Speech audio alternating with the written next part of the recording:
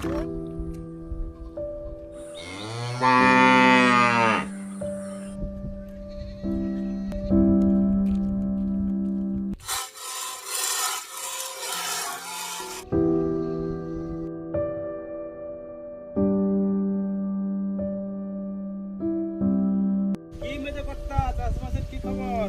কি আই যাইলো?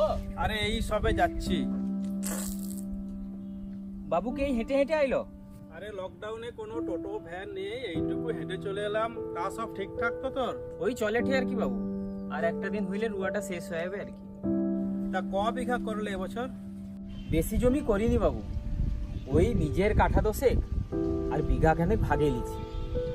তবে বৃষ্টিটা কিন্তু এবার ভালোই হয়েছে। হ্যাঁ বাবু, জলটা ভালো হয়েছে, পরে আবার কি হয় এখন। আর ধান কি এবার ভালো হবে মনে হয়? ধান চাষে আর লাভ কাই বাবু, সার কিনা, ওষুধ কিনা, কত খরচা। সারা বছরের খোরাকিটা তো হয়ে যাচ্ছে। হ্যাঁ বাবু, এটা ঠিক কথা।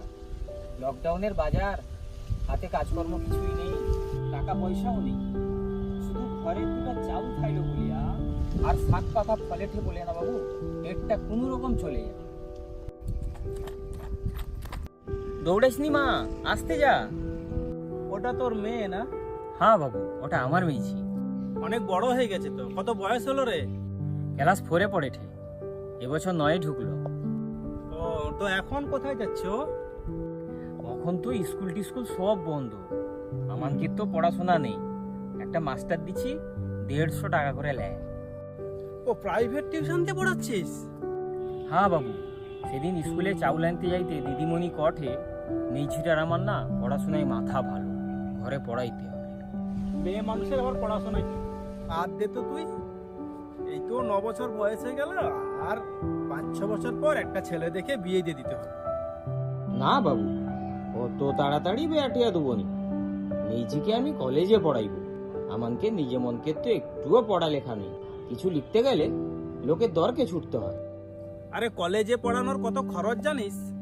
সে যা খরচা হবে, মেয়েছিকে আমি পড়াইব, এটা তুমি বেটার মতো করে পারবো। বেটার মতো করে পারলেও বেটা তো নয়।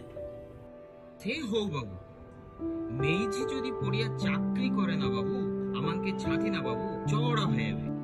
তুই খরচা করে পড়াবি, আর সে চাকরি করে পরের ঘরে গিয়ে উপকার দেবে, তোদের কি তখন দেখবে? দেখো বাবু, তার মনে হইলে দেখবে, না মনে হইলে না দেখবে। 2 কাঠা জমি তো আছে, চাষ করবো, খাবো। কিন্তু বাবু, আমার মেয়েছিটা না যদ্দূর পড়বে আমি তদ্দূর পড়াইব। যদি সেরকম হয় না বাবু, আমার জায়গা বিক্রি। বাহ, তোর চিন্তা ভাবনা বেশ ভালো। চললাম রে, আবার দেখা হবে।